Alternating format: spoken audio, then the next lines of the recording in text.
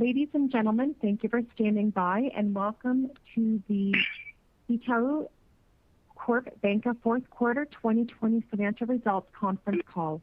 At this time, all participants are in a listen-only mode. After the speaker's presentation, there will be a question-and-answer session.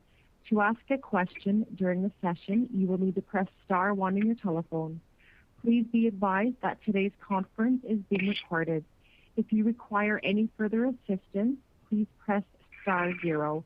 I would now like to turn the call over to Claudia Labé. Thank you. Please go ahead. Thank you. Good morning. Thank you for joining our conference call for our fourth quarter 2020 financial results. Before proceeding, let me mention that our remarks may include forward-looking information and actual performance could differ materially from that anticipated in any forward-looking comments as a result of macroeconomic conditions, market risk, and other factors.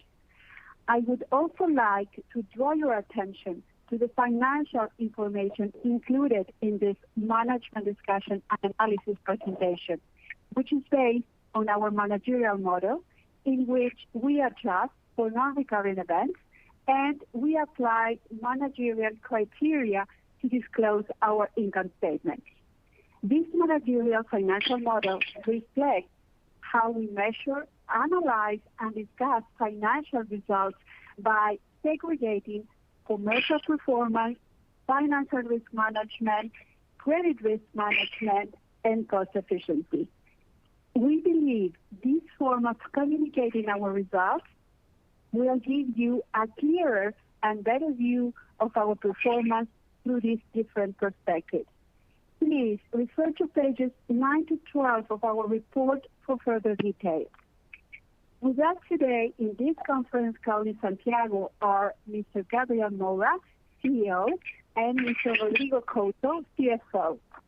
First, Mr. Mora will comment on 2020 results, both fourth quarter and full year, our strategic evolution, as well as our most recent results. Afterwards, we will be available for a question and answer session. It is now my pleasure to turn the call over to Gabriel. Thank you, Claudia. Good morning, everyone, and thank you for attending our 2020 fourth quarter's earnings call. Today's presentation has three parts: our fourth quarter 2020 results, our early release results as of the end of January 2021, and an update on our strategic agenda.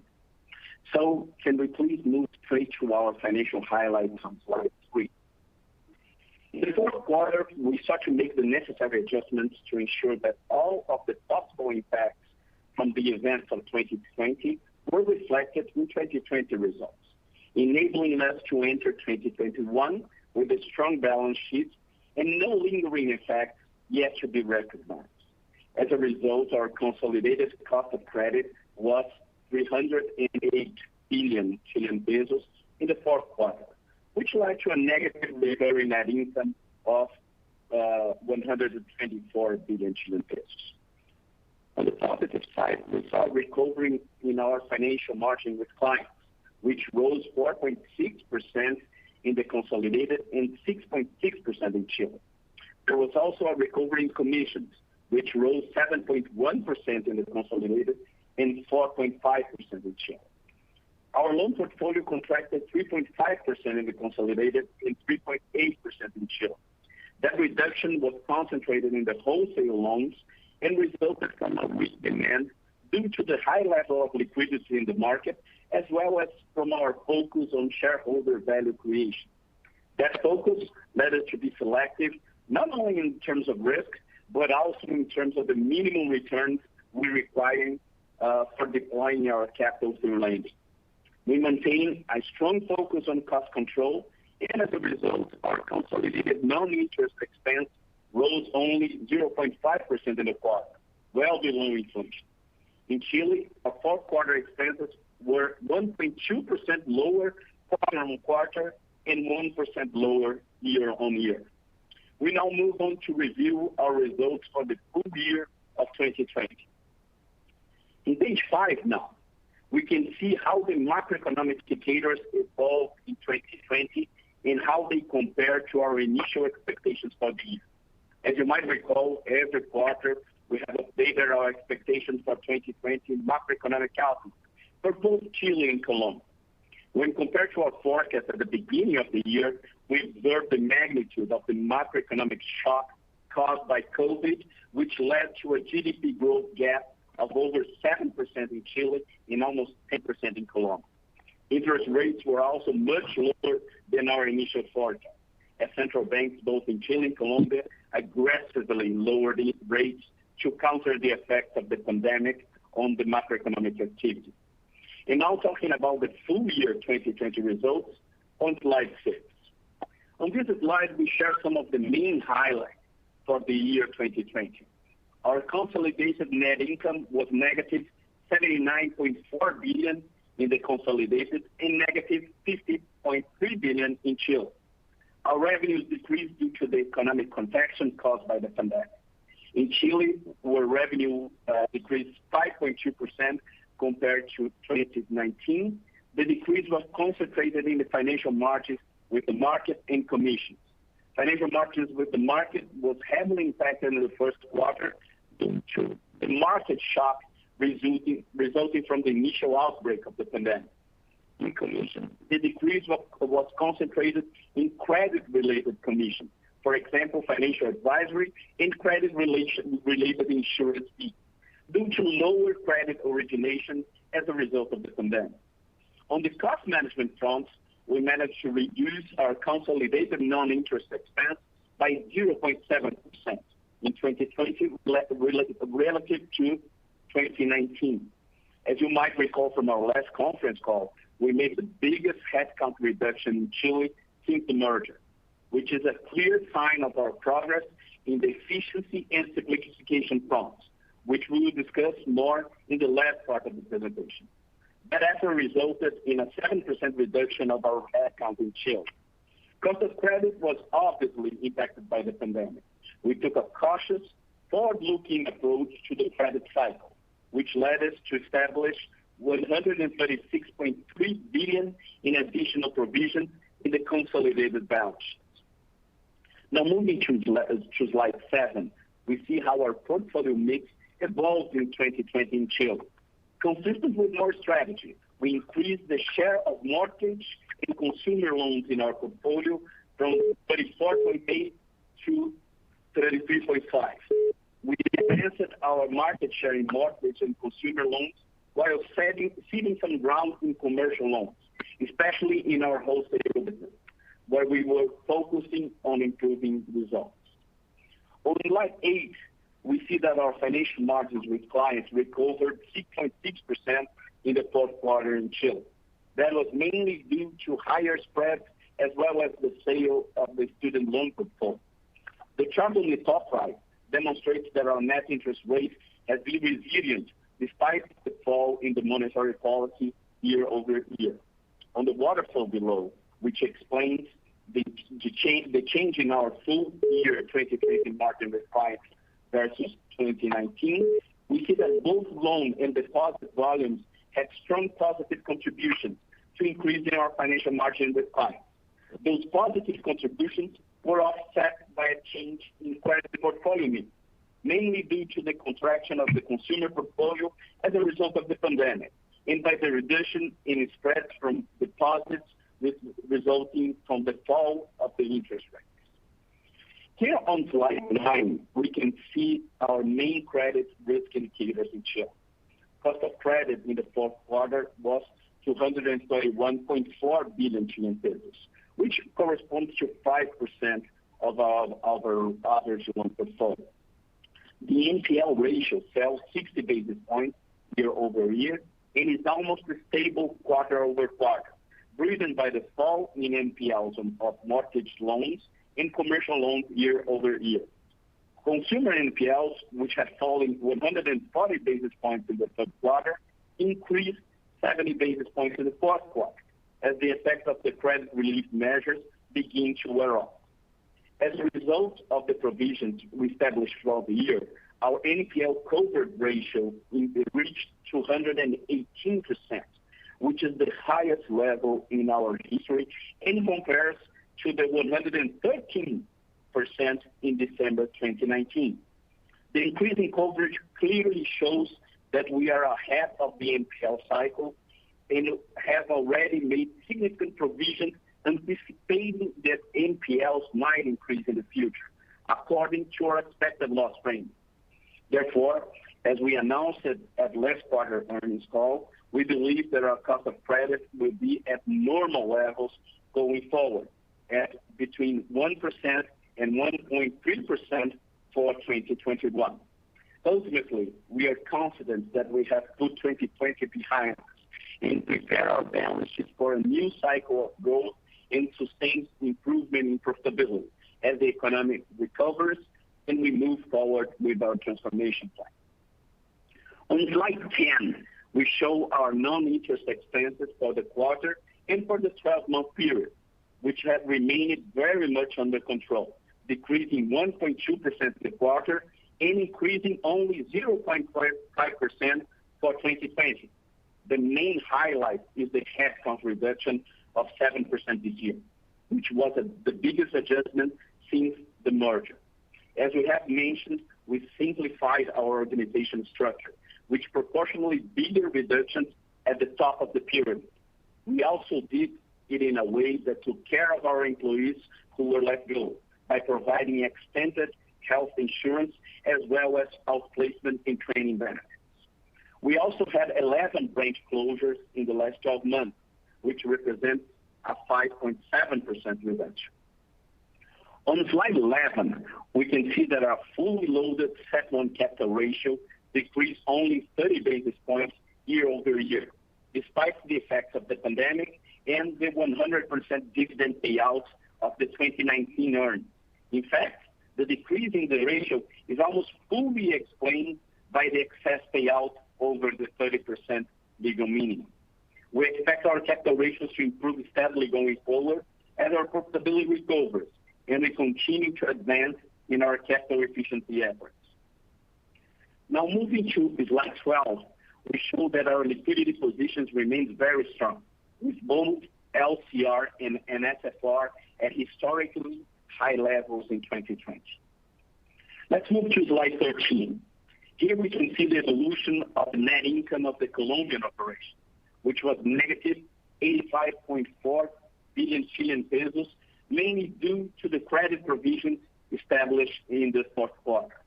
Consistent with our current focus in Colombia, our credit risk management and cost efficiency, we highlight the 12.6% reduction in our branch network, as well as a 6.9% reduction in our headcount year over year in Colombia. Moving forward to slide 15, we will update you on our January 2021 results. We had a strong start to the year, posting a net income of 27.5 billion Chilean pesos in Chile for January, an increase of 154% year over year. To put this in perspective, our January 2021 net income corresponds to almost 20% of the net income for the full year of 2019. These positive results were driven by higher financial margins with the market, lower cost of credit, and a 1.8% decrease in our non-interest expense. It's important to mention that we did not consume in January any of the reserves we built in 2020 to withstand a potential deterioration of credit quality. While we recognize the January results were boosted by an especially strong month in financial margins with the market in very benign cost of credit, we do expect a significant and sustained improvement in profitability. Despite the challenges ahead, we are confident that our strategy, cost discipline, and strong balance sheet will enable us to deliver sustainable increase in results. Let's move on the next part of the presentation. On slide 17, we recap the key building blocks of our transformation plan: client centricity, digital experience, simplification, talent development, all leading to sustainable results. Having left 2020 behind us, we are now 100% focused on implementing our plan to build the bank of the future. On the next few pages, we will share with you some of the progress that we've made so far. On slide 18, we see that our client centricity efforts have resulted in significant improvement of our Net Promoter Score, or NPS, across all segments, which reflects directly in consumer engagement and retention. On the investment side, we experienced 19% growth in assets under management, boosted by the open investment platform, which contributed to 40% of that growth. We have increased our product offering, not only of our own investment products, but also through the open investment platform. As I mentioned last quarter, our open investment platform offers our clients freedom of choice with the best investment options available in the market, as well as independent advice. The strong trend towards digital channels and transformation continues as we see share of transfers and payments made through the app more than double in 2020. That is why we have been investing in our digital channel. In the third quarter, we launched a whole new app as well as a new and more convenient personal banking website. As you might recall from our last conference call, as a result, we have experienced an increase in the service test ranking of 4 positions with the new app. And we have ranked first in the new site among companies in the same survey. Our new app ranks number 2 among our peers in both Android and Apple stores. In addition, in the fourth quarter, we launched a digital wallet that allows payments in smartphones and smartwatches, making them easier and safer, as well as offering both Visa and MasterCard options for our clients. In slide 20, we see that sustainable results in responsible banking are in the core of what we do. We believe that having good governance, taking care of the environment, and being positively engaged with our employees, the society, and in general at the communities that we are part is essential. Let me highlight that. In 2020, our management and corporate decisions were once again recognized by the market. We continue to be listed in relevant ESG indices and ratings. And for the 4th consecutive year, the Institutional Investor magazine has distinguished us among the most honored company for the transparency and communication with the market. And for the first time, S&P Global ESG included in the 2021 edition of the Sustainability Yearbook. And our sustainability performance is within the top 15% of our industry. On the environmental front, our asset management has been recognized for the 2nd year as a leader in responsible investment, corporate governance, and sustainability research. This is a good example of how ESG aspects are integrated into our business, and these awards confirm that we are on the right path. We have continued to move forward by launching 2 new 100% ESG mutual funds in alliance with 2 world-class asset managers, Nordea and Robeco Asset. None of this would be possible without our team of more than 5,000 people with different talents, expertise, and experience. In a challenging year, they showed exceptional adaptability and resilience. We also discovered that working remotely, or remote first as we call the new model, is not only feasible, but a major opportunity to offer flexibility and convenience to our employees, satisfaction and productivity. Now let's talk about 2021. On July 22, we present our expectations for the macroeconomic scenario for Chile in 2021. Although we must recognize that we're still navigating uncharted waters and therefore face considerable uncertainty about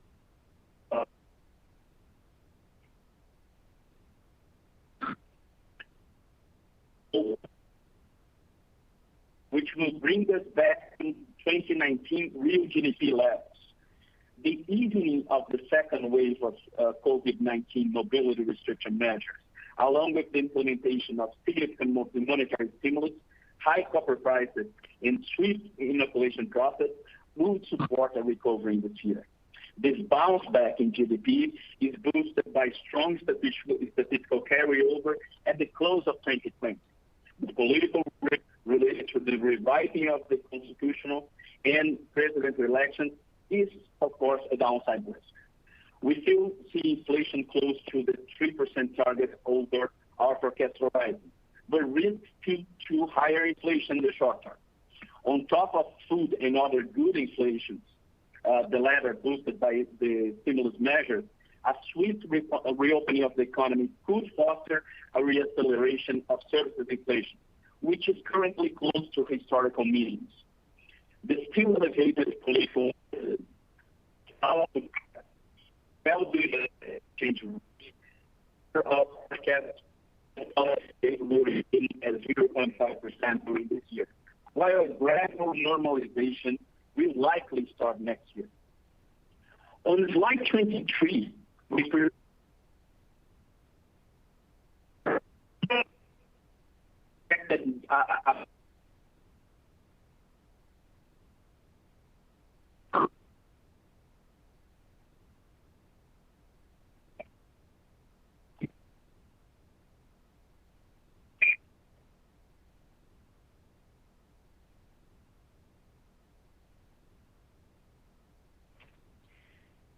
Ladies and gentlemen, please stand by while we connect the speaker.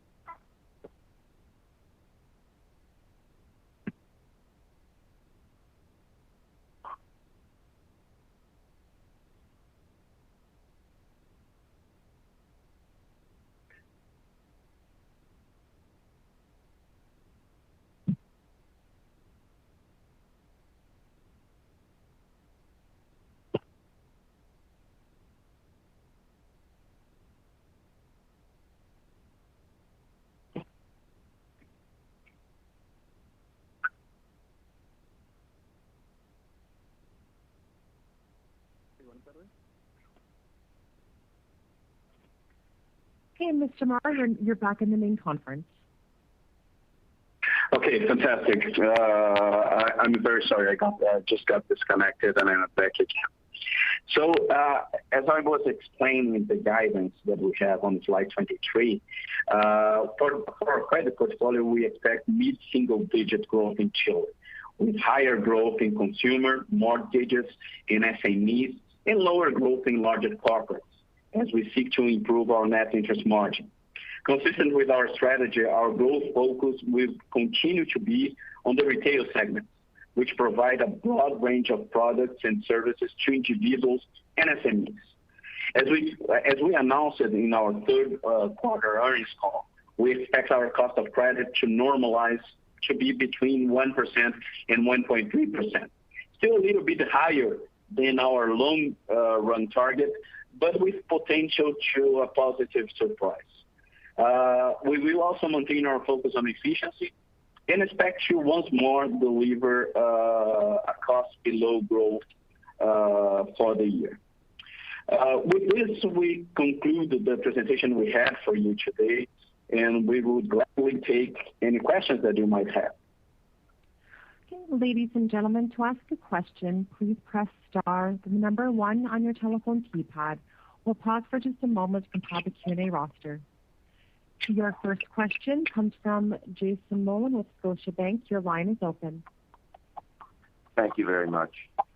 My question has to do with operating efficiency, and you showed over the year in both Chile and Colombia that you closed some branches and reduced some headcount.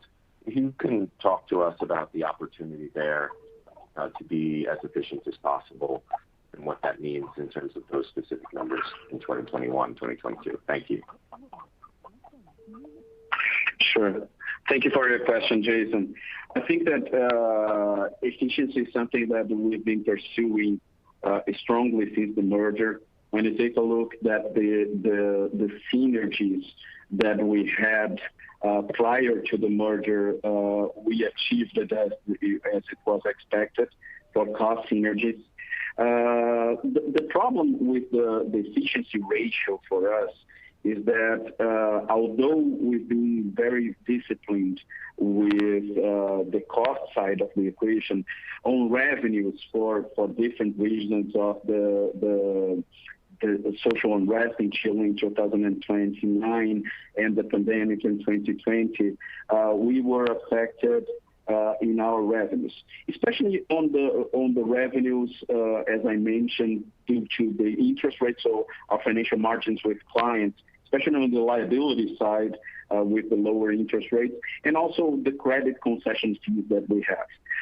Nevertheless, I believe there is still significant room for improvement on the cost side with all the digitalization efforts and investments that we've been doing so far.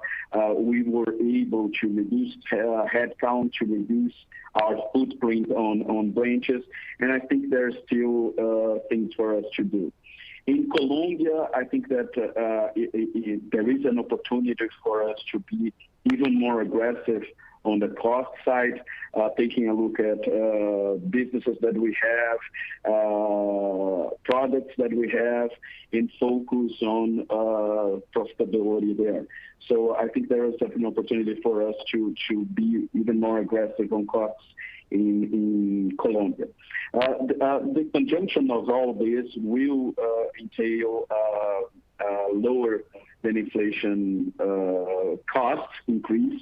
I think that's something that we can do for more a couple of years, even growing our portfolio.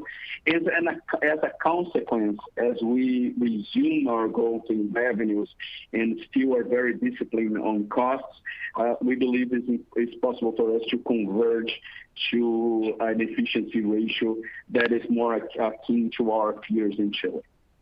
I don't know if I answered your question, Jason. No, that's very helpful. How does that cost base incorporate growing less than inflation, incorporate investments, and continuing to show the improvements in the digital experience and the customer experience, et cetera? Does that include a large increase in investments for 2021? We have investment only in technology. If I take a look at investments in technology, something around between 40 and 50 billion pesos in the last few years. And I think that by maintaining those levels of investments, we can do the digital transformation that we are aiming for. As I mentioned in the supporting slides, we are getting good results for the investments that we did in the past.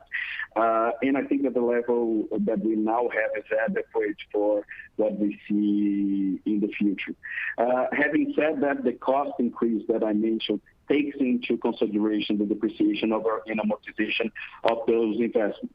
As we fund the increase in depreciation and amortization with the reduction of other costs from our robotics automatization process, for instance, that enable us to take manuality out of some processes, automatize the bank in some new ways, and by that making us more efficient. Thank you very much. Thank you, Jason. Again, if you'd like to ask a question, please press star, then the number 1 on your telephone keypad. Your next question comes from George Friedman with Citibank. Your line is open.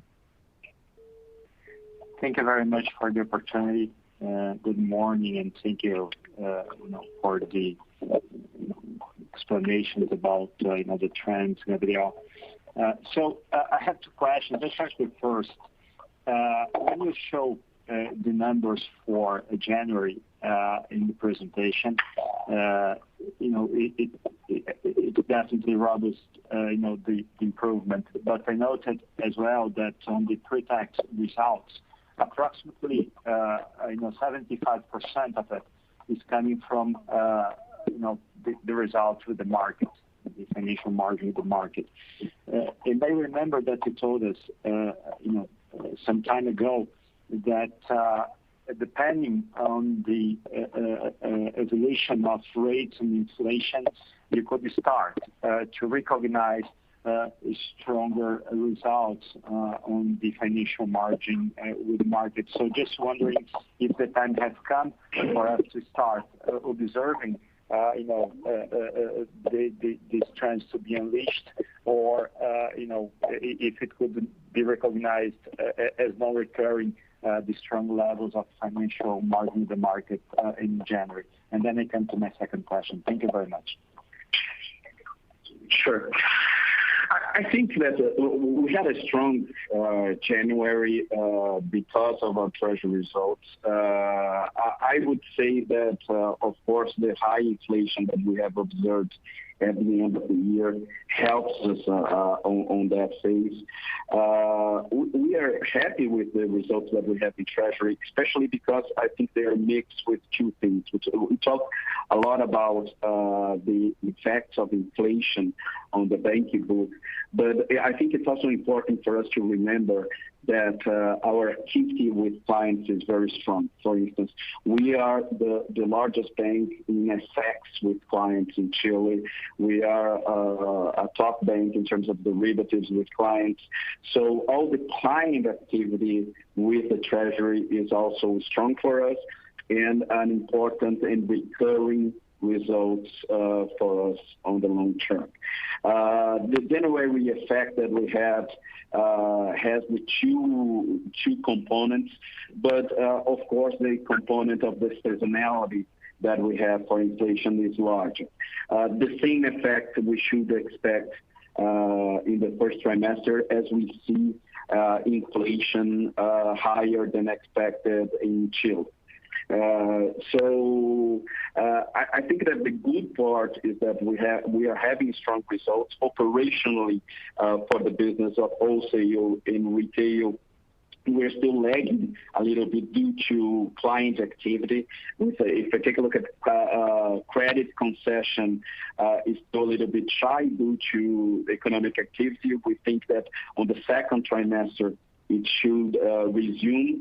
In the first trimester, I think that the story of the first trimester for credit will be driven for the second FOGAPE program that the government has announced, and that we are working with our clients in SMEs to help them through this process and taking the guarantees that the government has for those clients of credit that enable us to go at longer terms of credit for our clients. So I think that will be the dynamic on the first quarter. I think that operationally we're going to see better results from the second quarter on. No, that's perfect. Very clear. You had yours. And sorry, go ahead. Sorry. No. I was just going to ask for your second question. I'm sorry. No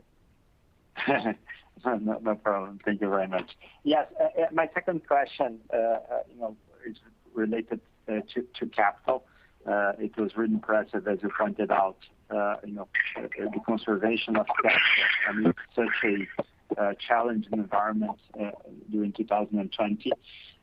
But just wondering what you believe is going to be the path for capital over the coming quarters, because we know on the one hand that you are limiting the dividend payout, but on the other hand, we also know that in some quarters, Basel III will kick off, as well as your main partner in the bank is leveraged, and you have to do a buyback next year in Colombia. Not sure if there is any kind of possibility of you anticipating these buybacks to provide some liquidity to this partner, or if this has not been discussed yet. Thank you. Sure. As you mentioned, I think in terms of operationally, when you look at capital, when you see everything that went through 2020 and the numbers of capital that we posted, I think that we were very resilient in terms of our capital management, especially taking into consideration all the provisions that we did. Of course, when you take a look at the convergence to Basel III, the plans that we initially had for the convergence of our capital base, I think that all that happened in 2019 and in 2020, in terms of the credit cycle, in terms of the revenue growth, I think that makes us change a little bit of the plans that we initially have to only converge, retaining our own capital. I think that one of the main catalysts for this discussion, and we are just starting this discussion with our board, is the acquisition of Colombia. Due to the contracts that we have, we will buy the participation that Core Group has in Colombia at the beginning of next year. And that will generate a negative impact in capital of around 100 basis points. That's the estimates that we have as of now. Given that and the convergence that we need to do for Basel III, I think we need to have a conversation with our board and come up with a different plan in terms of convergence. That may probably lead to a capital increase for the bank. We still are having these discussions, but given the path that we have forward, given the acquisition of Colombia and the impact that we have in 2019 and 2020, probably we will be discussing a capital increase on the next few years.